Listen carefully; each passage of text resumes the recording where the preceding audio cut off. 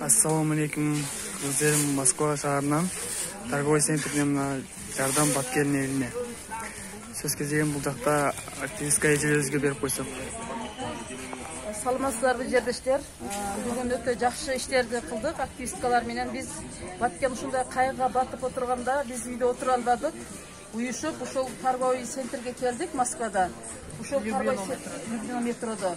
Ушул иштеген жердештерге чоң рахматыбызды айтабыз. Себеби дегенде алар кайдыгер карабай, ушу бизге эмне керек деп жардам берип жатышты да. Анан биз дагы өзүбүздүн бая Баткенге жардам деп биздин өзүбүздүн ситуациябызды түшүндүрүп жаттык да. Сүйлөсүңөрбү? Торговый центрде Москвада иштеген кыздарга колду беришти, бүт кышкы кийим, жакшы таза кийим берди.